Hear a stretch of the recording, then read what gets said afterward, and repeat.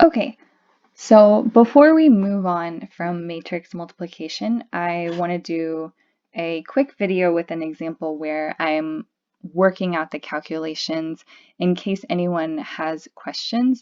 And then also I want to do a discussion about dimension of the matrices that we're multiplying and what that means in terms of properties that we can have with matrix multiplication. So on your handout from Wednesday, April 1st class, you have the following definition. And it says that if I have a matrix A with dimensions m by n, then I can multiply it by a matrix B with dimensions n by p. And notice, so these n's have to be the same. And when I do this, the resulting matrix A times B will have dimensions m by p. And so I want to work out a quick example. And so let's say that A has dimensions 3 by 2. And so here, let's just pick some numbers for A. Oh, actually, let me do 2 by 3 so that I'm doing something different than what's on the handout. So 2 by 3. And so let's say A is 1, 0, negative 2, 3, 5, 0. And what this means then is that I can multiply A times a matrix B as long as B has 3 rows. And so let me pick, so the number of columns of B can be anything, but for the sake of not having too many calculations, let's just say that B has 2 columns. And so then our matrix B can look something like this. And let's say 1, maybe -1, 3, 0, and 4, 2, 2. Okay, and since again, the number of columns of A is the same as the number of rows in B, then I can multiply the 2. Okay, so going back up to this definition, we see that our product A, B is equal to A times, and now instead of thinking of this as a matrix B, I'm going to think of it as 2 column vectors, B1 and B2. So I can think of this as A times B1, B2. And then I can define this as my matrix A, B1 as my first column, and then A, B2 as my second. And each of these calculations is a matrix times a single column vector, which we've done before. So we know how to multiply a matrix times a column. Okay, but let's go ahead and do that. And so let's start with this calculation first. And so if I do that, then I'm going to have, so A times B1 is equal to my matrix A, 1, 0, minus 2, 3, 5, 0, times B1, which is -1, 3, 0. And so if I do that, then again, I take my first entry, or the entry in my first row of B1, and I multiply it by the first column of A. So that would be -1 times 1, 3. And then I'm going to add that to my second entry, or the element in the second row of B1, times the second column of A, and I add this to my previous result, so that would be 3 times 0, 5, and then lastly, I take the element in my third row of B, and I multiply it times the third column of A. And so here that's 0 times -2, 0.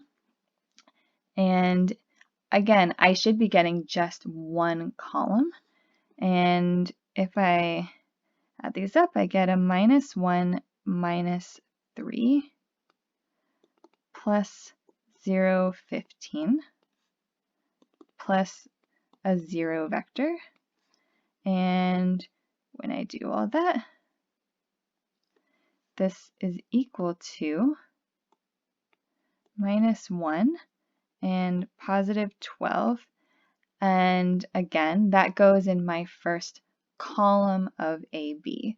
So this is equal to, and again, we know from the dimensions that it'll be a 2 by 2 matrix, and here I have 2 elements in my column, so that looks promising. So I have a -1 and a 12.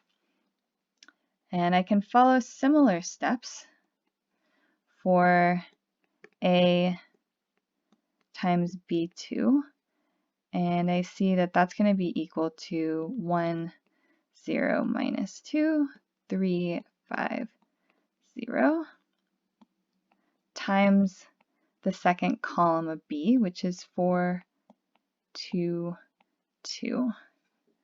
And I can do a similar thing. So first element in B2, first column in A, and I get 4, 1, 3, plus 2 times 0, 5, plus 2 times -2, 0. I do these calculations. I get 4, 12, plus 0, 10, plus -4, 0. And when I sum these up, I get 0 and 22. And that is what I put in my second column. 0, 22. And that's the answer for A times B. Now, before I end this video, one quick thing that I want to address about dimensions. So when I have two numbers or integers, I have this property of commutativity, which tells me that the order doesn't matter. So if I have 2 times 4 and I multiply that in the order 4 times 2, it doesn't matter. I still get 8. This is not a property that I have with matrices in almost every situation. So we'll make a note, caution. With matrices, except in rare occasions, A times B is not equal to B times A. And in fact, we can see that here. So our matrix A had dimensions 3 by 2, and B had dimension 2 by 3. Let me just double check that. Sorry, 2 by 3 and 3 by 2. A was 2 by 3 and B was 3 by 2, and so I could multiply them. If I try to multiply B times A, B has dimensions 3 by 2, and A has dimension 2 by 3. So in fact, it is fair game to multiply them if I wanted, but here, when I do A times B, I get a 2 by 2 matrix, which we saw. But if I multiply B times A, I get a 3 by 3 matrix. And so even if it is fair game for me to do this calculation, I don't even get a matrix of the same dimension.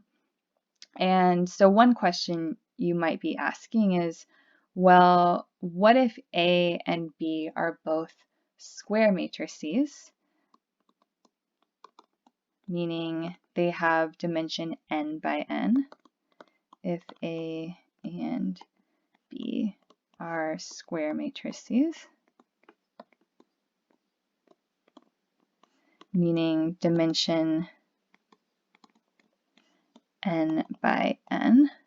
So maybe A and B are both 2 by 2. And so the question would be, is A times B equal to B times A in this situation?